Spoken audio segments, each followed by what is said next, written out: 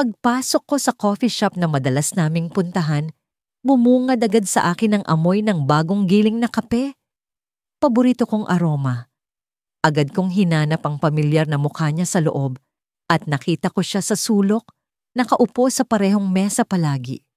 Naroon si Liam, nakangiti habang kausap ang isang babae. Si Bea, ang best friend ko. Inayos ko ang strap ng bag ko, pilit na binabaliwala ang kirot na biglang bumigat sa dibdib ko. Binilisan ko ang lakad papunta sa kanila para hindi nila mapansin ang alinlangan sa mukha ko. Maliit lang ang lugar, pero parang ang tagal kong nakarating. Nang makita ako ni Liam, kumaway siya. Ang ngiti niya, palaging nakakapawi ng pagod ko. Pero ngayong gabi, parang may kulang. Lexi, akala ko hindi ka na darating. Bati niya, sabay tayo para batiin ako ng yakap. Pero bago ko pa maramdaman ang init ng mga braso niya, napansin kong hindi niya iniwan ang tingin niya kay Bea. Napakagatlabi ako para pigilan ng kung anumang salitang gustong kumawala sa bibig ko. Siyempre naman, sagot ko, pilit na binabalik ang sigla sa tono ko. Sabi mo, importante to. Umupo na ako, kaharap nilang dalawa. Si Bea naman, tulad ng dati, palaging masayahin at walang kaalam-alam sa kung anong nararamdaman ko. Nagkwento siya tungkol sa bagong trabaho niya, sa mga nangyari sa opisina, sa kung paano siya muntik masagasaan ng tren kaninang umaga dahil late na naman siya. Tumawa si Liam, malakas, habang nakatingin sa kanya na para bang siya na ang pinakakawili-wiling tao sa mundo. Ako naman, tahimik lang. Pinipilit kong ngumiti habang ang utak ko ay nagtatanong, bakit ba parang masyado siyang interesado kay Bea? Hindi ba't ako ang mahal niya? Matagal na kaming magkaibigan ni Liam. Magkaklase kami noong high school at simula noon, palagi na kaming magkasama. Hindi nawala ang presensya niya sa buhay ko. Siya ang tumulong sa akin noong iniwan ako ng unang boyfriend ko. Siya ang nagpaalala sa akin na maganda ako na karapat-dapat akong mahalin. Siya ang palaging nandyan kahit anong mangyari. Hanggang sa isang araw, sinabi niya sa akin, Lexi, mahal kita. Ang mga salitang palaging pinapangarap kong marinig mula sa kanya. Akala ko, iyon na ang simula ng happily ever after namin. Pero bakit ganito? Bakit parang may nagbabago? Hindi ko alam kung ako lang ba ang nag-iisip nito o talagang may ibang nangyayari. Lexi, kumusta ka naman? Tanong ni Bea, biglang naputol ang mga iniisip ko.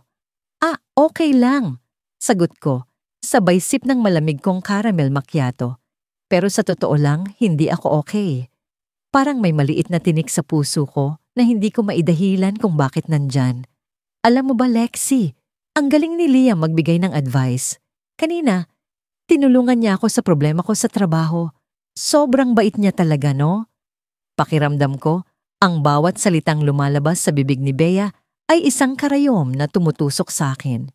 Pero hindi ko pwedeng ipakita. Hindi pwedeng mahalata. Siyempre, mabait yan. Kaya nga mahal ko yan eh. Sagot ko, sabay tingin kay Liam. Ngumiti siya sa akin. Pero hindi ko maipaliwanag kung bakit parang kulang ang ngiti niya. Parang may ibang bagay na pumipigil sa kanya. Nagpatuloy ang usapan namin. Pero ako, tahimik lang. Pinapanood ko si Liam at si Bea, ang paraan ng pagtawa nila. Ang mga mata nilang tila may sariling kwento. Hindi ko mapigilang magtanong sa sarili ko. Ako ba talaga ang mahal niya o si Bea? Dumating ang waiter para kunin ang bayad namin. Napansin ko, si Liam ang nag-abot ng bayad para sa lahat. Napaka-gentleman niya tulad ng palagi. Pero parang mas binibigyan niya ng atensyon si Bea kaysa sa akin. Hindi ko alam kung paranoia lang ba ito o totoo. Pero hindi ko maiwasang mag-isip. Paglabas namin ng coffee shop, inalok ni Liam si Bea na ihatid siya sa bahay. Ako naman, nagpaalam na uuwi na mag-isa. Hindi ko alam kung bakit, pero hindi ko kayang magtagal pa sa presensya nila. Parang may kung anong bumabara sa dibdib ko, isang bagay na hindi ko maintindihan. Lexi, sigurado ka ba? Ihahatid kita. Alok ni Liam, pero may urgency sa boses niya. Hindi ko alam kung genuine iyon O dahil lang sa ayaw niyang magmukhang masama sa harap ni Bea? Okay lang ako, ilang. Magta-taxi na lang ako. Sagot ko, sabay ngiti. Pero ang ngiti ko, pilit. Nararamdaman ko yun, pero hindi ko alam kung napansin niya. Naglakad ako papalayo, hindi ko na sila nilingon. Sa bawat hakbang ko, nararamdaman ko ang bigat ng mga iniisip ko. Pero bago pa ako makalayo, narinig ko ang tawanan nila. Ang boses ni Bea na tumatawag kay Liam at ang sagot ni Liam na parang may lambing na hindi ko naririnig sa tuwing kausap niya ako. Napahinto ako. Hindi ko napigilang lingunin sila. Doon ko nakita ang hindi ko inaasahan. Si Liam, hinawakan ang braso ni Bea at para bang may kung anong espesyal sa kilos niya. Pinilit kong hindi mag-isip ng masama. Siguro mabait lang talaga si Liam. Siguro paranoid lang ako. Pero bakit ganito ang pakiramdam ko? Pagdating ko sa bahay, hindi ko mapigilan ang sarili kong mag-isip. Pinikit ko ang mga mata ko. Pero ang nakikita ko lang ay ang mga ngiti nila, ang paraan ng pagtawa nila, ang tingin ni Liam kay Bea. At doon ko na-realize ang isang bagay. Siguro ako ang mahal niya. Pero bakit parang si Bea ang priority niya? Bakit parang may ibang kwento na hindi ko alam? Sa gabing iyon, nagpasya akong hanapin ang sagot. Pero hindi ko alam kung handa ba akong marinig kung ano ang totoo. Pagkatapos ng mga masayang araw na magkasama kami ni Marco, unti-unti akong naging kampante sa ideya na ako ang mahal niya. Hindi man niya direktang nasabi, ramdam ko naman sa kilos at tingin niya na ako ang prioridad. Isang araw, nagplano siyang dalhin ako sa lugar na matagal na niyang sinasabi. Isang malawak na taniman ng sunflower sa labas ng lungsod.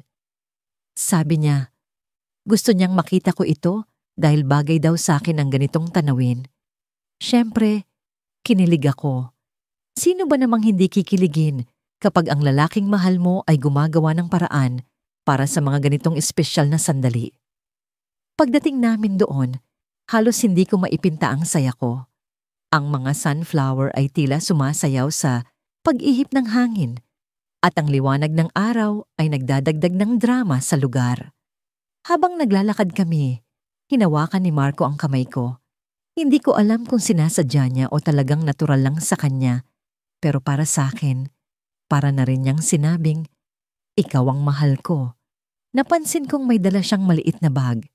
Tinukso ko siya. Ano ba yan, Marco? Para kang may sorpresa. Ngumiti siya, pero hindi sumagot. Hinayaan ko na lang. Sa isip ko, baka may regalo siya sa akin o kaya'y may plano siyang gawing mas espesyal ang araw na ito. Napansin ko rin ang paraan ng pagtingin niya sa akin. Maalaga. Parang may gustong sabihin pero pinipigilan. Habang nag-uusap kami tungkol sa kung ano-anong bagay, naalala ko si Lea. Uy Marco, hindi ba dapat sinama mo si Lea? Mahilig din siya sa ganitong tanawin, di ba? Tanong ko. Kahit medyo alanganin. Mabilis niyang sinagot, gusto ko munang ikaw ang makasama dito. Parang may kumirot sa puso ko. Ang mga salitang yun ang nagpapatibay sa paniniwalang mahal niya ako. Pero bakit parang may kulang? Hindi ko maipaliwanag. Sa gitna ng pag-uusap, biglang tumigil si Marco. Kinuha niya ang bag at nagsimulang maghanap ng kung ano doon. Ako naman, nakatingin lang at nag-aabang. Ano ba yan? Tanong ko, medyo kinakabahan pero excited. Nang makita ko kung ano ang hawak niya, napako ang tingin ko. Isang maliit na pendant necklace. Ang disenyo nito ay hugis puso, pero may ukit sa likod na hindi ko mabasa mula sa distansya ko. Marco, para sa akin ba yan? Tanong ko, pilit na ngumiti kahit hindi ko maintindihan ang ekspresyon sa mukha niya. Hindi siya sumagot agad.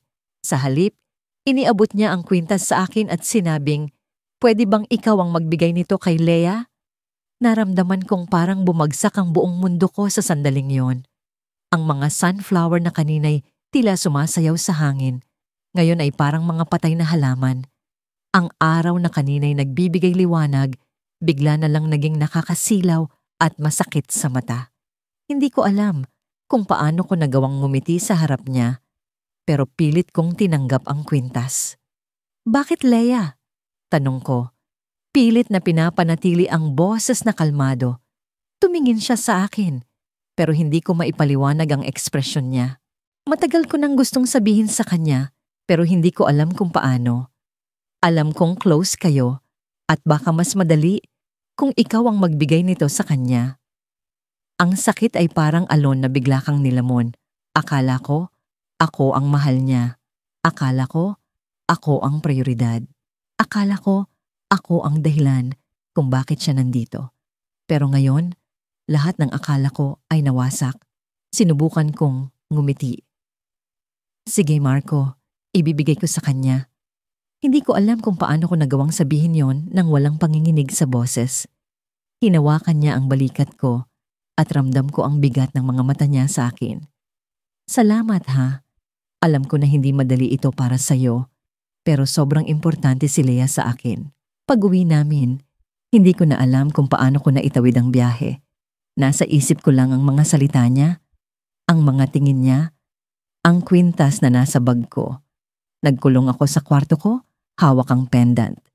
Nang baliktarin ko ito, nakita ko ang ukit. L hearts ang Leia at Marco. Hindi ko alam kung tatawa ako o iiyak. Pero sa parehong pagkakataon, naramdaman ko ang galit. Hindi sa kanya, kundi sa sarili ko. Paano ko ba nagawang paniwalaan ang mga kilos niya? Paano ko ba nagawang umasa? At doon ko napansin ang isang bagay. Sa gilid ng pendant, may maliit na papel na nakatupi. Binuksan ko ito at nabasa ang mga salitang, "Salamat sa lahat, pero ikaw ang una kong naging mahal." Napatigil ako. Ako ang una? Ngunit bakit si Leia ang pipiliin niya? Sa likod ng lahat ng ito, hindi ko alam kung ano ang dapat kong maramdaman. Pasakit, galit, o muling pag-asa. Hindi ko alam kung paano ko napunta sa ganitong sitwasyon sa pagitan ng dalawang damdamin na hindi ko mawari kung alin ang totoo at alin ang ilusyon. Sa mga mata niya, palaging may isang kislap ng lambing tuwing magkasama kami at akala ko, ako ang dahilan. Ako ang mahal niya. Ako ang pipiliin niya. Pero sa mga mata ni Ellie, ang best friend namin, may kung anong hindi ko mabasa. Parang may lihim siyang itinatago na hindi ko kayang tuklasin. Nagsimula ang lahat noong Sabado ng gabi.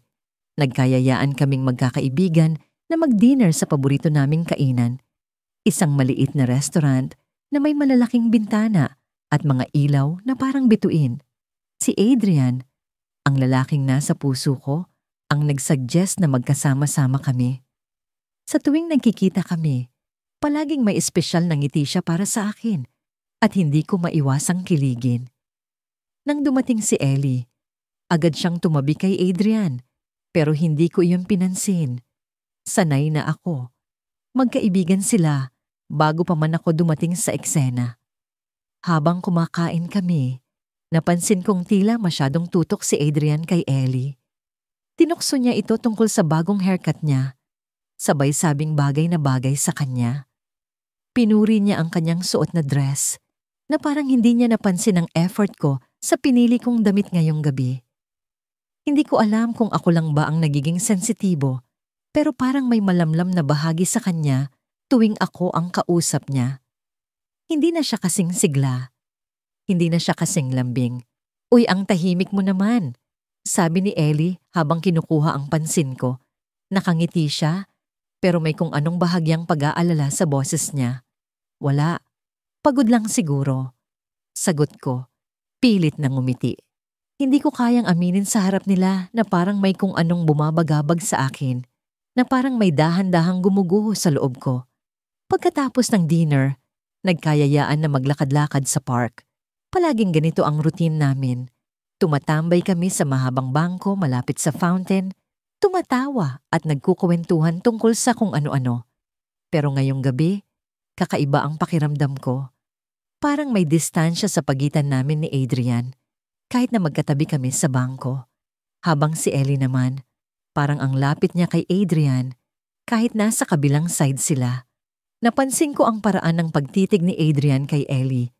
Hindi ko man gustong pansinin, pero masyadong halata. Hindi iyon tingin ng isang kaibigan. May lalim, may lambing, at sa bawat segundo na lumilipas, parang tinutusok ng kutsilyo ang puso ko. Adrian, may sasabihin sana ako. Bigla kong sambit, hindi na kayang pigilan ang nararamdaman. Napalingon siya sa akin, ngunit bago pa ako makapagsalita, tumunog ang cellphone na ni Ellie. Tumayo siya at saglit na nagpaalam. Lumayo para sagutin ang tawag. Naiwan kaming dalawa. Eto na ang pagkakataon ko.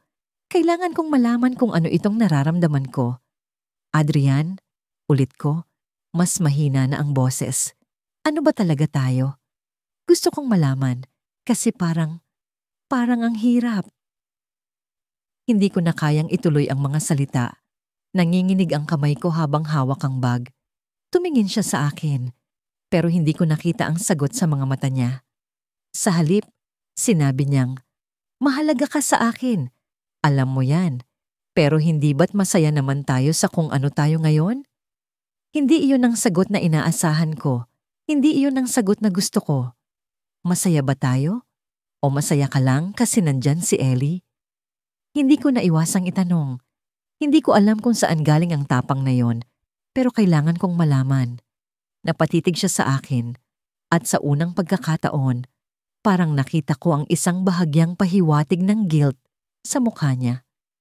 Hindi siya sumagot. Hindi niya ako pinigilan. Bumalik si Ellie, ngumiti sa aming dalawa na parang walang nangyari. "Sorry, urgent lang yung call. Ano na, uwi na ba tayo?" Tumayo si Adrian at sa pag-akbay niya kay Ellie, para akong nawalan ng lakas. Hindi ko alam kung sadyang walang mali siya o talagang ako lang ang nag-iilusyon. Pero ang isang bagay ay malinaw. Hindi ako ang priority niya. Hindi ako ang nasa puso niya. Sa daan pa uwi, naglakad kami ng magkasabay, pero tahimik. Si Ellie ang bumasag ng katahimikan. "Uy, next week pala. May event sa office namin. Sana makapunta kayo, ha? Adrian, kailangan kita doon. Ikaw ang magaling sa ganito." Tumango si Adrian, mabilis na sumang-ayon. "Ako? Wala." Hindi siya nagtanong kung pupunta ako. Hindi man lang niya binanggit ang pangalan ko. Pagdating sa bahay, hindi ko maiwasang tumitig sa screen ng cellphone ko. Nag-chat si Adrian sa group chat namin. "Ingat sa pag-uwi, Ellie." Walang kahit anong mensahe para sa akin. Sa gabing iyon, habang nakahiga sa kama, hindi ko maiwasang itanong sa sarili ko, ako ba ang mahal niya noon? O si Ellie palagi? Hindi ko alam kung paano ako nakarating sa puntong ito, nakaupo sa gilid ng kama, nag-iisa, habang ang malamig na hangin ng Disyembre ay humahaplos sa aking pisngi. Ang mga ilaw ng Pasko sa labas ng bintana ay nagkikislapan, ngunit para sa akin, tila ba walang kulay ang mundo. Sa bawat pintig ng puso ko, nararamdaman ko ang bigat ng katotohanan na pilit kong iniwasan. Kaninang umaga, bumalik si Adrian mula sa probinsya. Ang ngiti niya. Kung paano siya magliwanag sa bawat kwento ng paglalakbay niya, lahat ng yon ang bumuo ng araw ko. Para bang ako ang dahilan ng kanyang kasiyahan. Sa bawat tingin niya sa akin, iniisip kong ako ang nasa puso niya. Ako ang mahal niya. Pero mali pala ako. "Na-miss kita," sabi niya habang binibigay ang pasalubong niyang pulseras. Isang simpleng bagay, ngunit ramdam ko ang halaga nito. Ikaw ang unang pumasok sa isip ko noong nakita ko to. Hindi ko napigilan ng mapangiti. Ang lakas ng tibok ng puso ko. Halos hindi ko na marinig ang mga sinasabi niya. Sa loob ng ilang taon, palagi akong naniniwala na may espesyal sa pagitan namin. Ang mga tawanan, ang pag-aalaga niya, ang mga gabing magkatabi kami sa ilalim ng bituin, lahat ng yun ay nagpaniwala sa akin na ako ang mahal niya. Pero kanina, habang nagkukwentuhan kami sa sala, biglang bumukas ang pinto. Dumating si Mia, ang matalik naming kaibigan. Nang makita siya ni Adrian, para siyang nagbago. Para bang hindi na ako ang nasa harapan niya. Tumayo siya agad. Ang kanyang mga mata ay nagliwanag sa paraang hindi ko pa kailanman nakita. "Mia!" Tawag niya, puno ng saya. "Akala ko hindi ka makakarating." At doon ko naisip, hindi ako ang unang pumasok sa isip niya. Si Mia ang dahilan ng saya niya. Si Mia ang mundo niya. Pinilit kong itago ang sakit. Tumawa ako, nagkunwari. Pero ang bawat sandali ay parang kutsilyong tumatarak sa puso ko. Habang nag-uusap sila, naramdaman ko ang paglayo ni Adrian sa akin. Para bang hindi na ako mahalaga. Ang mga tingin niya, ang mga ngiti niya, ang init na palagi kong nararamdaman mula sa kanya. Lahat ng yon ay para kay Mia. Sinubukan kong huwag pansinin ang nararamdaman ko. Nagpaalam ako na pupunta sa kusina para kumuha ng tubig. Pero ang totoo, kailangan ko lang ng espasyo. Kailangan kong huminga. Pero kahit anong gawin ko, hindi maalis sa isip ko ang eksenang yon. Ang paraan ng pagtitig niya kay Mia, ang saya sa boses niya. Parang hindi ako kailanman naging parte ng buhay niya. Parang hindi niya kailanman ako nakita. Pagbalik ko, naramdaman ko ang kakaibang tensyon. Nakaupo sila sa sofa, magkatabi, at tila ba may sariling mundo. Napansin kong hawak ni Adrian ang kamay ni Mia. Hindi ko alam kung bakit, pero ang simpleng galaw na yon ay parang isang suntok sa sikmura ko. Mia, may sasabihin ako. Narinig kong sabi ni Adrian, tumigil ang mundo ko. Hindi ko alam kung ano ang susunod na mangyayari, pero ang pakiramdam ko, hindi ko gugustuhing marinig ang sasabihin niya. Gusto kong tumakbo, gusto kong magsalita, pero parang naipit ang mga paa ko sa sahig. Hindi ako makagalaw. Matagal ko nang gustong sabihin to, patuloy niya, at sa bawat salita, parang nababasag ang puso ko. Alam kong matagal na tayo magkakaibigan, pero hindi ko na kaya. Mahal kita, Mia. Biglang hindi ko na narinig ang lahat. Tumigil ang mundo. Ang tanging nararamdaman ko ay ang malamig na hangin sa paligid ko at ang mainit na luha na unti-unting bumagsak sa pisngi ko. Mahal niya si Mia, hindi ako. Si Mia ang mahal niya. Hindi ko alam kung paano ako nakayanan ng sandaling iyon. Tumayo ako, ngumiti, at nagkunwari na masaya ako para sa kanila. Pero ang totoo, parang nawala na ang lahat ng kulay sa mundo ko. Ang mga pangarap ko, ang mga damdamin ko, lahat ng yon ay nawala sa isang iglap. Hindi na ako mahalaga. Habang naglalakad ako pa uwi, nararamdaman ko ang bigat ng bawat hakbang. Ang malamig na hangin ay parang nanunuya sa akin. Ang mga ilaw ng Pasko sa kalye ay nagkikislapan, ngunit para sa akin, wala na silang kahulugan. Ang lahat ng saya na naramdaman ko sa mga nakaraang taon ay biglang naglaho. Pagdating ko sa bahay, tumingin ako sa salamin.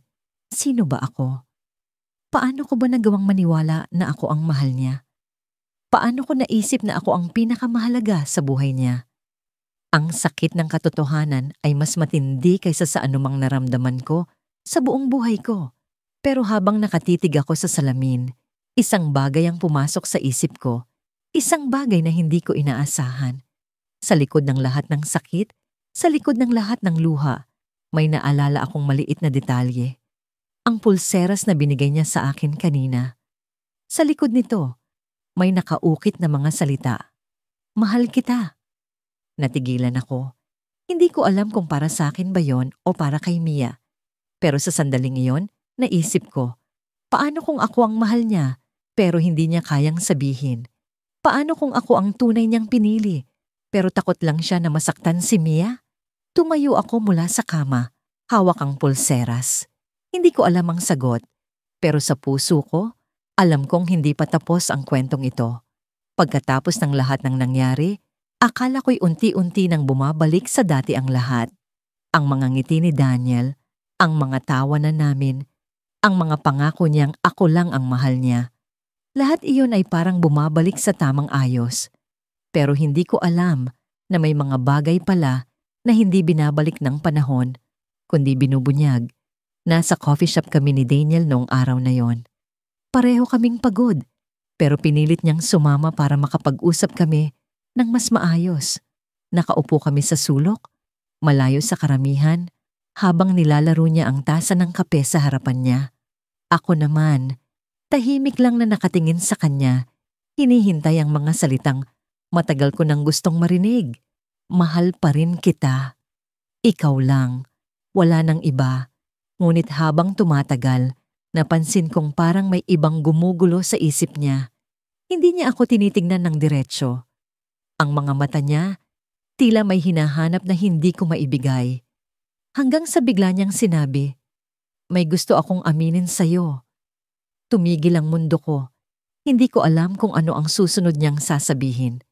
Parang may dumadagundong na tunog sa dibdib ko. Takot, kaba, at pag-asa na magkasabay. Sinubukan kong ngumiti. Pilit na pinapakita sa kanya na handa akong makinig. Kahit ang totoo, gusto ko nang tumakbo. "Alam mo kung gaano kita pinapahalagahan, di ba?" Tanong niya. Tumango ako.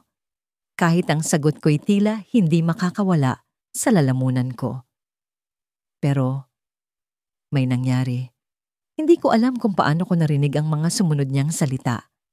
Parang bumagsak ang buong coffee shop sa paligid ko, pero nanatiling malakas ang tunog ng boses niya. "Si Mia," sabi niya, at doon nanigas ang buong katawan ko. Hindi ko sinasadya, pero parang siya ang hinahanap ko. Si Mia, ang best friend ko, ang babaeng palaging nariyan para sa akin, ang babaeng inakala kong magiging tulay para sa mas matibay na relasyon namin ni Daniel. Hindi ko alam kung paano ko nagawang ngumiti at magpanggap na okay lang sa tuwing nakikita ko silang nag-uusap. Pero sa sandaling iyon, lahat ng alaala, lahat ng hinala ay biglang naging malinaw. Sinubukan kong pigilan. Patuloy ni Daniel na para bang may kalaban siyang hindi niya kayang talunin. Pero hindi ko kaya. Lahat ng pagkakamali ko, lahat ng oras na hindi kita napasaya, siya ang nagpapuno sa kulang. "Hindi mo ba ako mahal?" Tanong ko. Halatang nanginginig ang boses ko. Hindi ko alam kung makakaya kong marinig ang sagot niya, pero kailangan kong malaman. "Mahal kita," sagot niya agad. Pero iba ang nararamdaman ko para kay Mia. Iba. At hindi ko alam kung paano ipapaliwanag. Gusto kong itapon ang tasa ng kape sa harapan ko. Gusto kong sumigaw, umiyak, at tanungin siya kung bakit pa niya ako piniling mahalin kung iba pala ang hinahanap niya. Pero hindi ko magawa.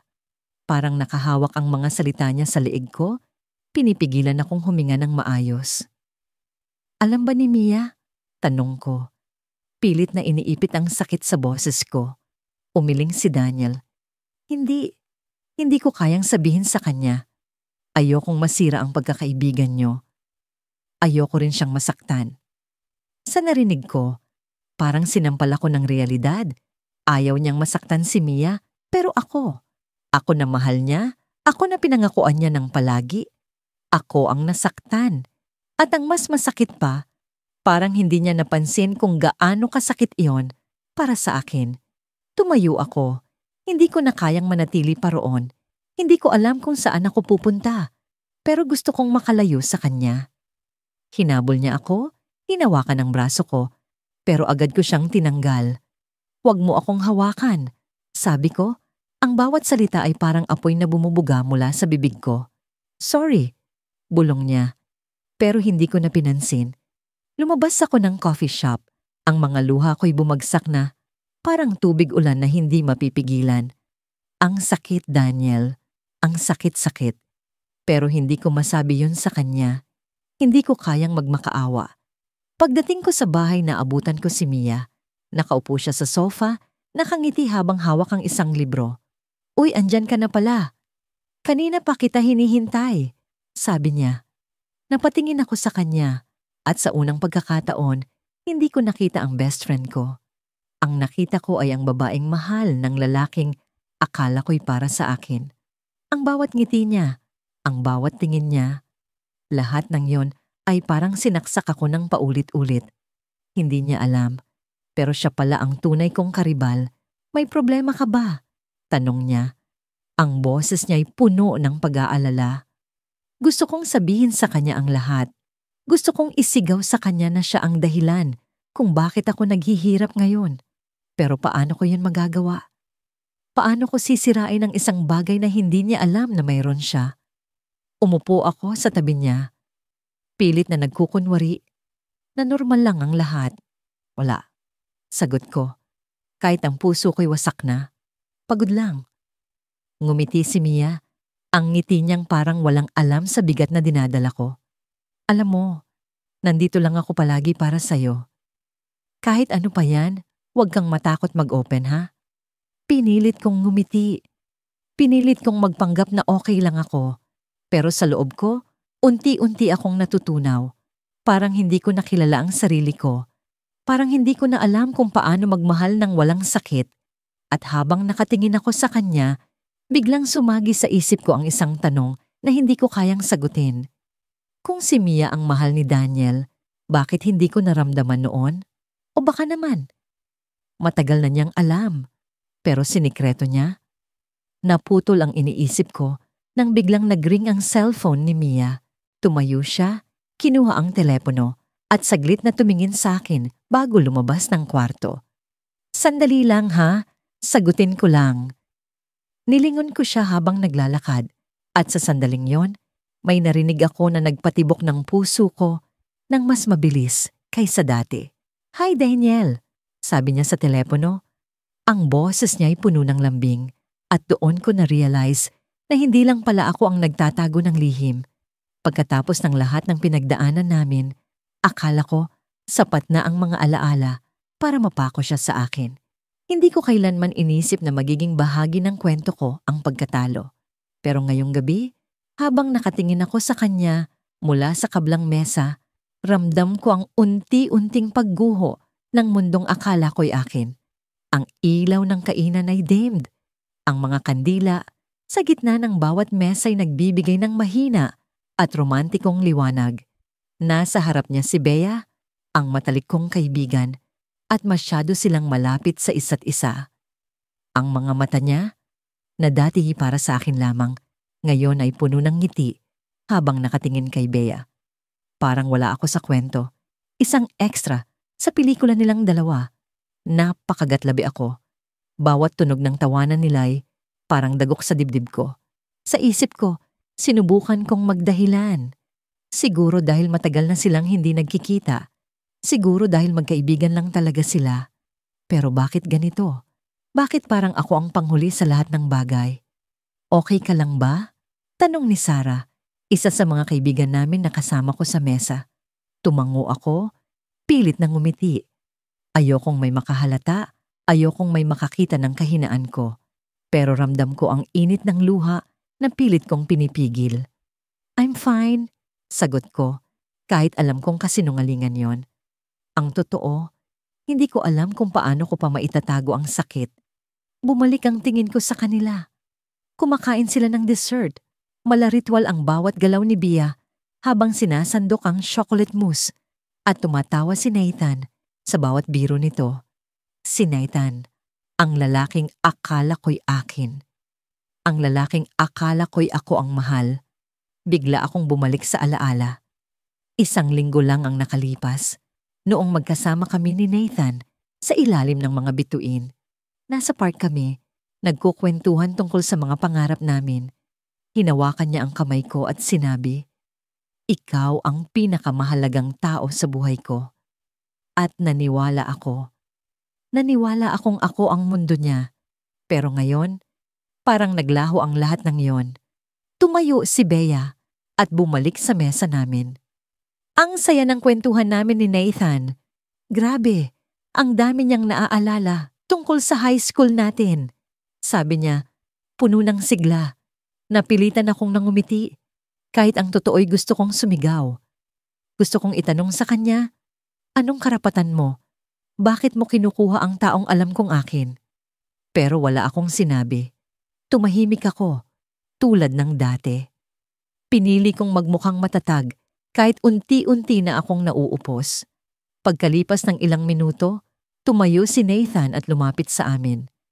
Ang tingin niya'y diretso kay Bea, parang may hinahanap na kasagutan sa mga mata nito. Bea, hatid na kita, sabi niya, na para bang natural lang. Hindi niya ako tinanong kung gusto kong sumabay. Hindi niya ako kinonsidera. Parang hindi niya ako nakita. Uy, baka naman may lakad kayo ha? Biro ni Sarah Sabay tawa. Pero ako, hindi ako natawa. Hindi yun biro para sa akin. Para sa akin, iyon ang realidad na unti-unting sumasampal sa pagkatao ko. Ah, hatid lang. Magkaibigan lang kami, di ba? Sagot ni Nathan. Pero hindi niya ako tinignan. Muli, ang mundo niya'y umiikot sa harapan ni Bea. At ako ang anino sa sulok. Nagpaalam sila at habang naglalakad sila papalayo, hindi ko maiwasang sundan ng tingin ang bawat hakbang nila. Ang bawat hakbang ay parang palapit sa isang bagay na hindi ko maabot. Pumikit ako. Pilit pinapatay ang sakit na bumabalot sa dibdib ko. Pero paano mo papatayin ang isang bagay na buo sa pagkatao mo? Uy, okay ka lang ba talaga? Tanong ulit ni Sarah. Mas malambing ngayon. Tumango ako. Pero naramdaman niya sigurong may mali. Hindi ko na kayang itago ng tuluyan. Ilang taon na kayong magkaibigan ni Nathan yan, di ba? Siguro naman wala kang dapat ipag-alala, sabi niya. Pero hindi niya alam ang buo kong kwento. Hindi niya alam kung gaano kasakit kapag ang taong akala mo'y ikaw ang mundo niya ay nagiging mundo ng iba. Pag uwi ko sa bahay, hindi ko napigilan ang sarili ko. Umiyak ako ng umiyak. Ang lahat ng sakit na pilit kong pinipiit ay bumuhos, parang tubig mula sa sirang gripo. Sino ba ako sa buhay niya? Ako ba ang mahal niya? O ako lang ang pansamantala habang hinihintay niya ang tamang oras para kay Bea? Binuksan ko ang cellphone ko at nag-check ng messages. Walang text mula kay Nathan. Walang missed call. Wala. At sa pagkakaupo ko sa gilid ng kama, napagtanto ko ang isang bagay na hindi ko nais marinig mula sa sarili ko. Hindi ako ang mahal niya. Hindi ako ang mundo niya. Biglang tumunog ang cellphone ko. Isang notification mula sa Instagram. Nag-post si Bea ng story. Si Nathan, nakangiti, hawak ang kamay niya. Ang caption, "Grateful for tonight." Halos malaglag ang cellphone ko. Hindi ko alam kung paano ako nakahinga.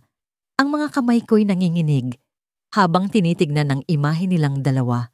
Parang sinampal ako ng katotohanan. At doon ko naramdaman ang pinakamalalim na sakit na kahit anong gawin ko, kahit anong sabihin ko, hindi ko maibabalik ang mundong akala ko'y akin. Ang mahal niya, ang mundo niya, hindi ako.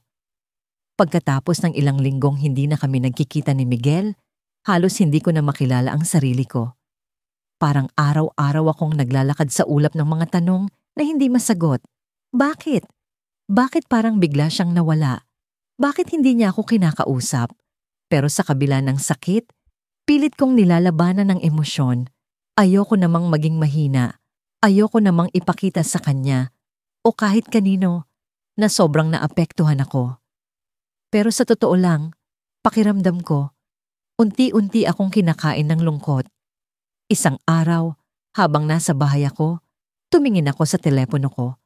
Walang bagong mensahe mula kay Miguel, gaya ng inaasahan.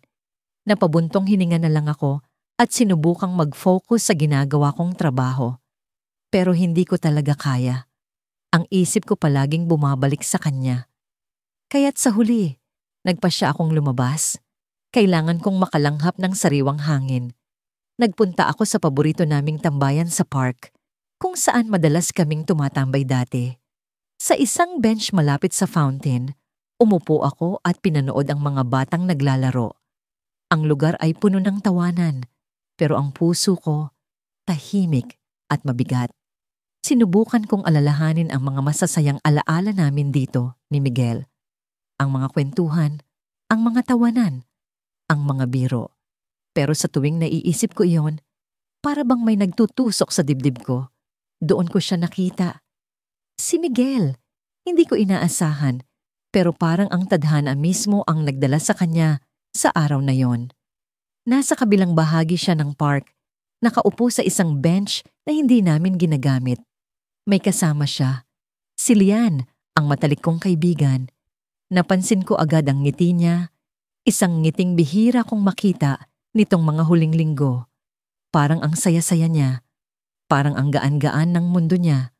Tumayo ako mula sa kinauupuan ko, hindi ko alam kung bakit. Hindi ko alam kung ano ang gagawin ko. Gusto kong lumapit. Gusto kong magtanong. Pero ang mga paa ko, tila naipit sa lupa. Pinanood ko na lang sila mula sa malayo. Napansin kong may hawak si Miguel, isang maliit na kahon. Dahan-dahan niyang binuksan yon at sa loob, isang bracelet ang lumitaw. Simple lang ito, pero may disenyo ng mga bituin na alam kong paborito ni Lian. Hindi ko na narinig ang sinabi ni Miguel, pero nakita ko kung paano kumislap ang mga mata ni Lian. Tumawa siya, at sa huli, nakita ko kung paano niya niyakap si Miguel ng mahigpit. Parang may sumabog sa loob ko. Hindi ko alam kung selos ba ito, galit, o sakit. Pero ang sigurado, hindi ko na kaya. Mabilis akong umalis. Hindi ko na balak pang makita kung ano ang susunod na mangyayari. Basta't gusto kong makalayo, gusto kong makalimot. Pag-uwi ko, agad kong tinago ang sarili ko sa kwarto. Hindi ko na napigilan ang luha ko. Ang dami kong tanong, pero wala ni isa ang may sagot. Akala ko ako ang mahal ni Miguel. Akala ko ako ang priority. Pero bakit ganito? Bakit parang mali lahat ng akala ko? Habang nakahiga ako sa kama, biglang may nag-vibrate sa telepono ko. Tumawag si Miguel. Hindi ko alam kung sasagutin ko ba o hindi. Sa huli, pinili kong sagutin ang tawag. Hello? Mahina kong sambit. Hey! Sagot niya. Pwede ba tayong magkita bukas? Importante. Gusto kong tanungin kung anong nangyari kanina. Gusto kong malaman kung bakit si Lian ang kasama niya. Pero hindi ko magawa. Sa halip, tumango na lang ako kahit hindi niya ako nakikita. Sige, sagot ko. Kinabukasan, nagkita kami sa parehong park, ang lugar kung saan ko siya unang nakita kahapon. Nasa bench siya, naghihintay. Nang makita niya ako, ngumiti siya. Pero hindi ko magawang ngumiti pabalik. Salamat at pumunta ka, sabi niya. Hindi ako sumagot. Naupo lang ako sa tabi niya, naghihintay kung ano ang sasabihin niya. Tumitig siya sa akin, parang may gustong ipaliwanag. Alam kong medyo naging distant ako nitong mga nakaraang linggo. Pasensya na, hindi ko sinasadya. Tumango ako, pero hindi ko pa rin magawang magsalita. May kailangan akong sabihin sa'yo, dagdag niya. Alam kong alam mo na siguro, pero gusto kong maging honest. Biglang bumigat ang hangin. Parang ang bawat segundo ay isang patak ng ulan na bumabagsak sa balikat ko. Si Lian? Simula niya. Siya ang mahal ko. Tumigil ang mundo ko. Parang lahat ng ingay sa paligid ay nawala. Ang dibdib ko, parang hinihila pababa ng isang bagay na hindi ko maipaliwanag. Alam kong hindi ito ang inaasahan mo, patuloy niya. Pero gusto kong maging malinaw sa lahat. Ayoko nang may nasasaktan. Napatingin ako sa kanya, pero hindi ko alam kung anong sasabihin. Ang mga mata niya, puno ng sincerity. Pero para sa akin, para bang bawat salita niya ay isang sugat. Bakit ngayon mo lang sinabi? Tanong ko, bakit hindi mo sinabi agad? Umiling siya. Hindi ko alam kung paano. Ayoko sanang masaktan ka. Pero alam kong mas magiging masakit kung hindi ko sasabihin. Tumayo ako. Hindi ko na kaya. Miguel, sabi ko, akala ko ako ang mahal mo. Akala ko ako ang importante sa'yo. Tumayo rin siya, pero hindi siya lumapit. Mahal kita bilang kaibigan, pero si Lian. Iba ang nararamdaman ko para sa kanya. Hindi ko alam kung paano ko natapos ang usapan namin. Basta ang alam ko, lumayo ako. Ang mga mata ko, puno ng luha. Ang puso ko, basag na basag. Habang naglalakad ako palayo, biglang tumunog ang telepono ko. Isang mensahe mula kay Lian. Kailangan kita. May sasabihin ako tungkol kay Miguel. Napahinto ako. Ano pa kaya ang pwede niyang sabihin? Naglalakad kami ni Daniel sa gilid ng ilog matapos ang mahaba at masalimuot naming araw sa trabaho. Ang init ng araw ay unti-unting napapalitan ng malamig na simoy ng hangin, ngunit pakiramdam ko ay mas malamig ang distansya sa pagitan namin. Hindi ko alam kung bakit, pero simula noong nagkita sila ni Mika, parang may kung anong nagbago. Ano ba talagang nangyayari, Daniel? Tanong ko sa kanya habang sinubukan kong pakalmahin ang aking boses. Ayokong magmukhang desperado, pero hindi ko na kayang itago ang bugso ng damdamin. Napahinto siya sa paglakad at tumingin sa akin. Ang mga mata niya, na dati puno ng init, ngayoy tila may bahid ng pag-aalinlangan. Anong ibig mong sabihin? Sagot niya, pero alam kong naiintindihan niya ang tinutukoy ko. Pinilit kong nangumiti, kunwari hindi ako apektado. Wala lang, parang ang dami mong oras kay Mika lately. Wala naman akong problema doon pero alam mo na kami pa rin, di ba? Muling bumalik ang bigat sa dibdib ko habang binibitawan ko ang mga salitang yon. Hindi ko alam kung tama bang banggitin ang tungkol kay Mika, pero hindi ko na kayang tiisin ang mga tanong sa isip ko. Sila ang magkaibigan? Oo. Pero bakit parang may kung anong kakaiba sa mga tingin niya sa kanya? Bakit parang mas madalas niyang hanapin ang presensya nito kaysa sa akin na dapat ay mas mahal niya? Si Mika? Wala yon, Lyra. Alam mo namang close kami mula pa noon. Sagot niya, ngunit may kung anong nagkubli sa tono ng boses niya, parang may pag-iwas. Close? Oo. Pero Daniel, ako ang girlfriend mo. Bakit parang mas madalas mong tinatanong kung kamusta siya kaysa sa akin? Bakit parang naputol ang mga salita ko nang bigla niyang hawakan ang kamay ko? Huwag mong isipin yan, Lyra. Ikaw ang mahal ko. Ikaw ang priority ko. Ang mga salitang yon na dati tila musika sa pandinig ko, ngayon ay parang tunog ng sirang plaka. Hindi ko alam kung dahil ba sa paraan ng pagkakasabi niya o dahil sa sarili kong takot. Pero ang isang bagay na sigurado ako, may bumabagabag sa akin. Tumigil kami sa ilalim ng isang malaking puno. Ang ilog sa harap namin ay kalmado, ngunit ang damdamin ko ay parang bagyong hindi mapigilan. Tumitig ako sa kanya. Pilit hinahanap ang katotohanan sa mga mata niya. Daniel, mahal mo ba talaga ako? O may iba kang nararamdaman na hindi mo masabi? Tanong ko, diretsyo. Hindi ko na kayang magpaligoy-ligoy. Natigilan siya at sa unang pagkakataon, nakita ko ang isang piraso ng katotohanan sa kanyang ekspresyon. Isang uri ng pagkabigla na parang nahuli ko siya. Lyra, ano bang pinagsasabi mo? Ikaw ang mahal ko. Ikaw lang. Sagot niya. Ngunit ang boses niya ay tila mas mahina kaysa sa dati. Hindi ko alam kung anong mas masakit. Ang marinig ang mga salitang tila pilit o ang makita ang pag-iwas niya sa tanong ko.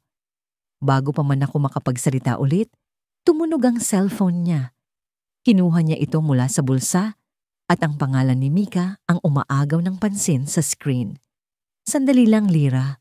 Kailangan kong sagutin to. Hindi ko alam kung paano ako nakatayo habang pinapanood siyang tumalikod sa akin para sagutin ang tawag. Ang mga boses nila, kahit di ko lubos marinig, ay parang mga sibat na tumatama sa puso ko. Ang paraan ng pagsagot niya, ang tono ng boses niya, parang may kakaibang lambing na hindi ko pa naririnig dati. Nang ibaba niya ang tawag, tumingin siya sa akin at doon ko nakita ang isang bagay na hindi ko inaasahan, isang ngiti. Isang ngiti na hindi niya ibinibigay sa akin kani-kanina lang. Okay ka lang ba? Tanong niya. Ngunit parang wala siya sa tamang pag-iisip para pansinin ang pagkabasag ko. Hindi ako sumagot. Hindi ko alam kung paano. Nagpatuloy kami sa paglalakad. Ngunit ang mga hakbang ko ay tila mas mabigat kaysa kanina. Hindi ko alam kung dapat ba akong magsalita ulit o maghintay na siya ang magbigay ng paliwanag. Ngunit bago ko pa magawang magdesisyon, tumigil siya at tumingin sa akin ng diretsyo. Lyra, may kailangan akong sabihin sa'yo. Ang puso ko ay parang tumigil sa pagtibok.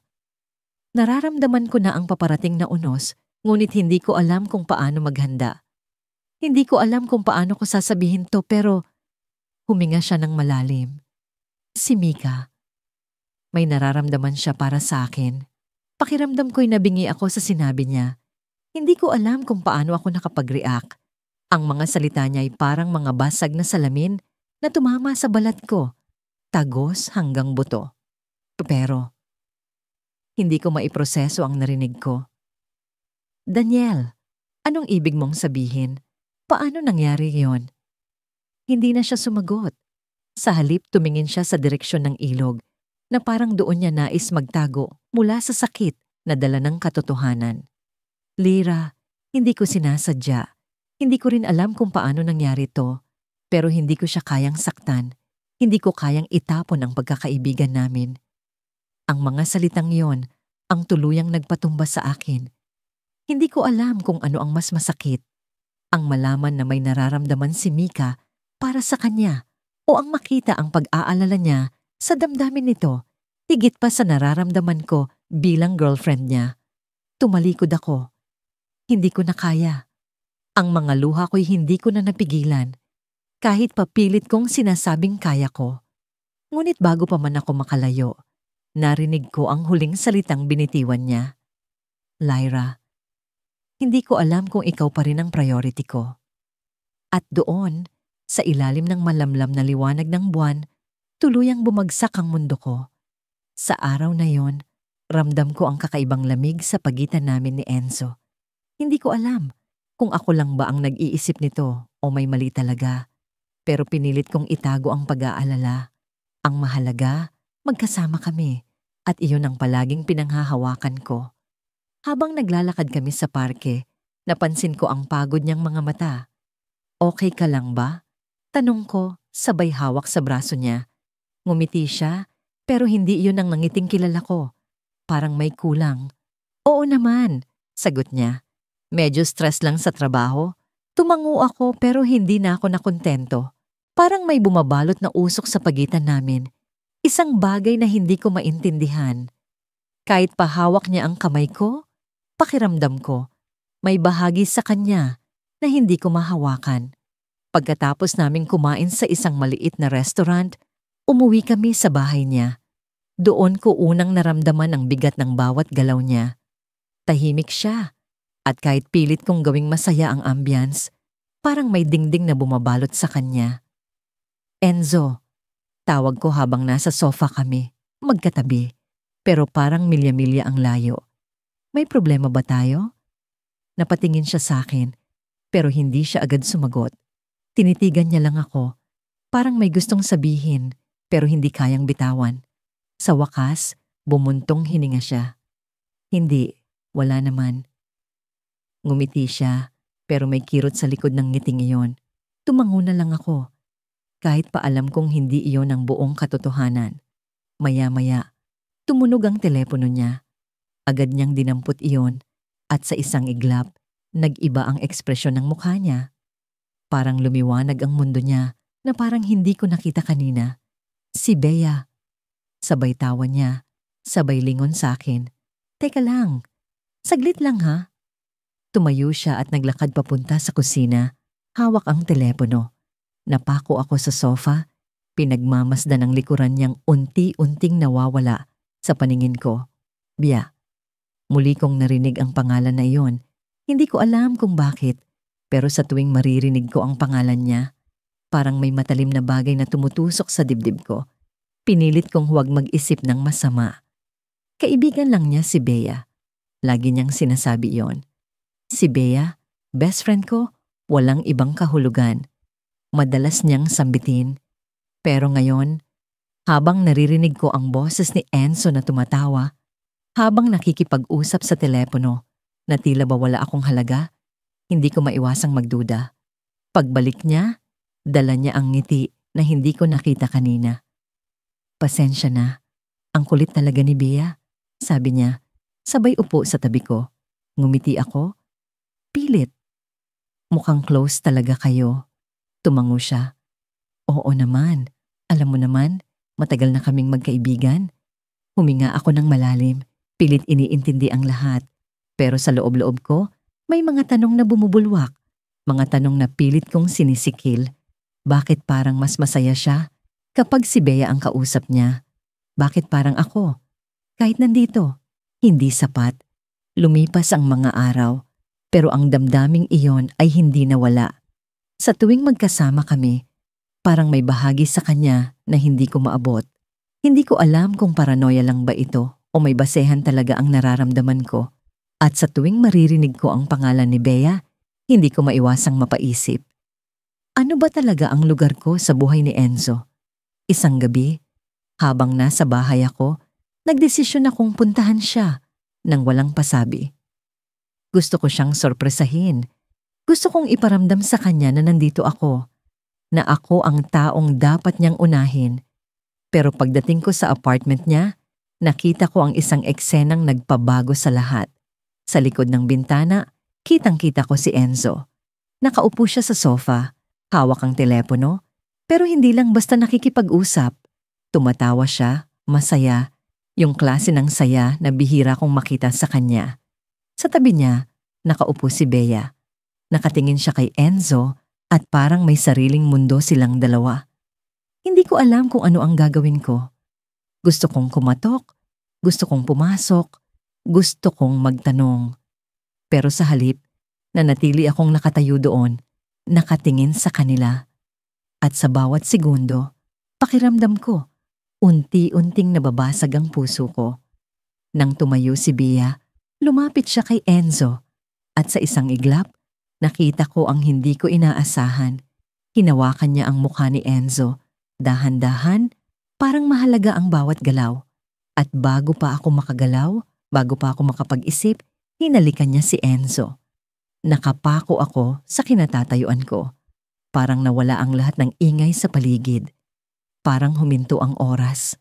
Ang tanging naririnig ko lang ay ang tibok ng puso ko. Mabilis, masakit. Hindi ko alam kung anong mas masakit. Ang halik na yon o ang hindi pag-iwas ni Enzo. Tumalikod ako, mabilis, bago pa nila ako makita. Nang makarating ako sa sasakyan, doon ko na lang naramdaman ang bigat ng lahat. Umiyak ako, pero hindi ko alam kung anong klaseng iyak yon. Galit? Lungkot? Pagkalito? Hindi ko alam. Ang alam ko lang, sa gabing yon, nawala ang mundo ko. Akala ko ako ang mahal. Akala ko ako ang priority. Pero mali pala. Nagpatuloy ang gabi sa ilalim ng malambot na liwanag ng buwan. Ang mga alingaw-ngaw ng tawanan sa paligid ay tila nagiging musika sa tainga ko, ngunit sa puso ko'y may kirot na hindi maipaliwanag. Sa gitna ng masayang salusalo, naroon ako, nakaupo sa isang sulok, tahimik na pinagmamasdan sina Renz at Bea, ang taong akala ko'y akin at ang kaibigang akala ko'y kakampi ko. Kanina pa sila magkasama. Sa bawat segundo, sa bawat galaw, hindi ko mapigilang mapansin ang mga mata ni Renz na tila may kakaibang ningning tuwing tinitingnan si Bea. Para bang may sinasabi ang mga mata niya, mga salitang hindi ko kailanman narinig mula sa kanya, mga salitang hindi niya kailanman ipinakita sa akin. Naiinis ako sa sarili ko dahil hindi ko gustong mag-isip ng ganito, pero hindi ko rin mapigilan. Hindi ko kayang isnabin ang nararamdaman ko. Lumapit si Bea sa akin na may dalang 2 baso ng juice. Uy, bakit parang tahimik ka dyan? Tanong niya. Sabay abot ng isang baso. Sinubukan kong ngumiti, pero alam kong pilit yon. Pagod lang siguro. Sagot ko, sabay lagok sa malamig na juice. Napatingin siya sa akin. Tila nagtataka, ngunit hindi na siya nagtanong pa. Bumalik na siya kay Renz. Tumatawa sa kung anumang kwento niya na hindi ko narinig. Napansin ko ang paraan ng paghawak ni Renz sa braso ni Bea. Banayad. Halos hindi mo mapapansin kung hindi mo titingnan ng maigi. Parang may sariling mundo sila. Isang mundong hindi ko bahagi. Sumikip ang dibdib ko. Akala ko ba ako ang mahal niya? Akala ko ba ako ang dahilan kung bakit may ngiti sa labi niya? Pero bakit parang mali? Bakit parang si Bea ang sagot sa lahat ng tanong niya? Uy, okay ka lang? Tanong ni Gian. Isa sa mga kaibigan namin. Sabay tapik sa balikat ko. Napatingin ako sa kanya at sinubukan ng mas maayos na ngiti. Oo naman, walang problema, sagot ko. Pero ramdam ko ang bigat ng mga salitang binitiwan ko. Gusto kong sumigaw. Gusto kong itanong kay Renz kung ano ba talaga ang nangyayari. Pero paano? Paano kung tama nga ang hinala ko? Paano kung si Bea ang mahal niya at hindi ako? Sa isang iglap, Naramdaman kong gumalaw ang mundo sa harapan ko. Tumayo si Renz, sabay kindat kay Bea at umalis papunta sa likuran. Hindi ko alam kung bakit, pero may kung anong nagtulak sa akin para sundan siya. Hindi ko na inisip kung tama ba ang gagawin ko. Ang gusto ko lang ay malaman ang totoo. Tahimik ang likuran ng bahay. Ang mga puno ay parang mga bantay na nagmamasid sa bawat galaw ko. Nang makita ko si Renz, tila bumagal ang oras.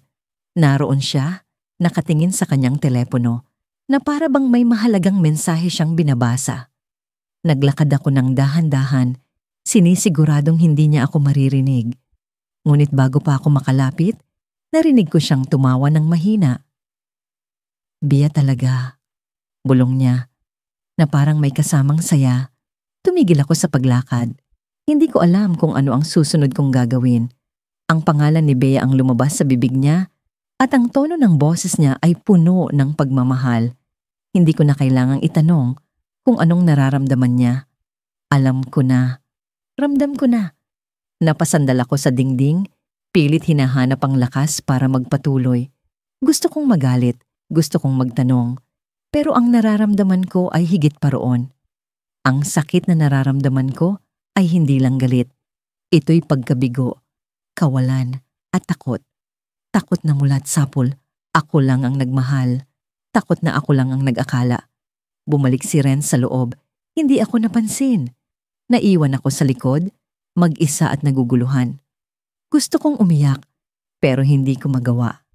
Gusto kong magsalita, pero walang salitang lumalabas sa bibig ko.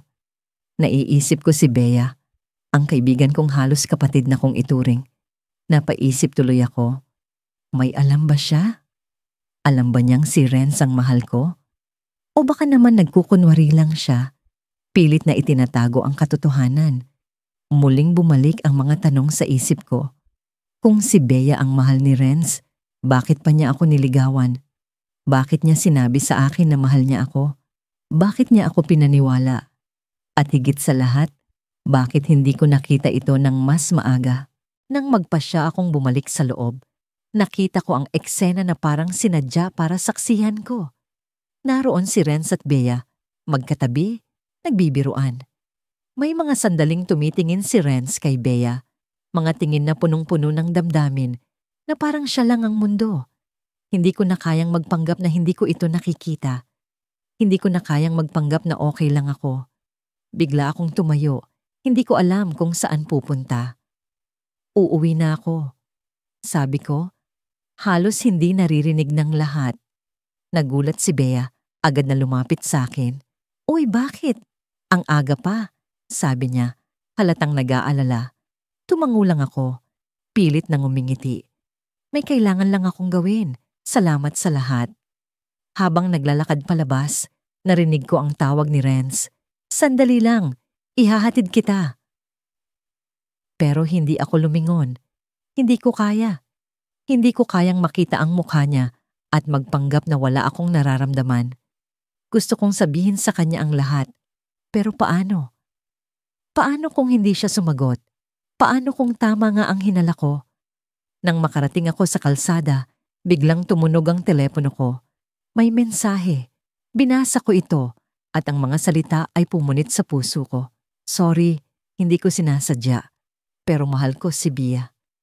Tumigil ako sa paglakad. Ang paligid ay tahimik, pero sa loob ko ay may unos na hindi kayang pigilan.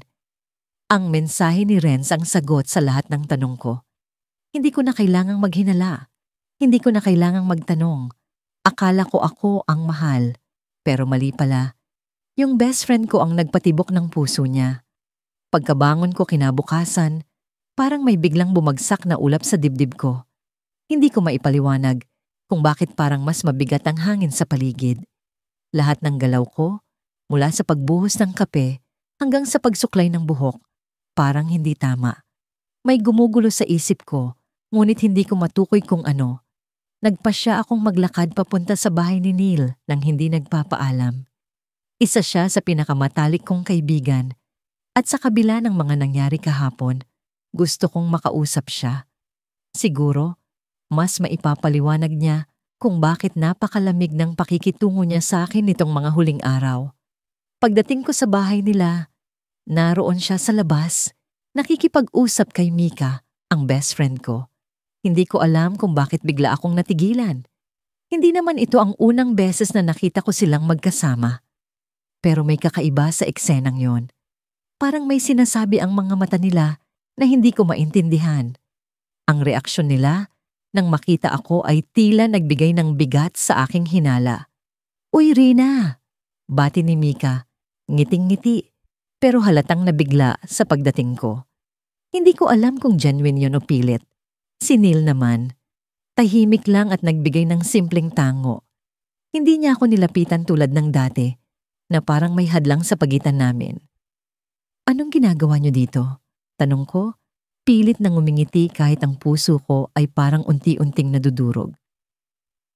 "Nag-uusap lang. May tinutulungan ako kay Neil," sagot ni Mika. Sabay tingin sa kanya. "Ikaw, anong lakad mo?" Hindi ko alam kung anong sasabihin.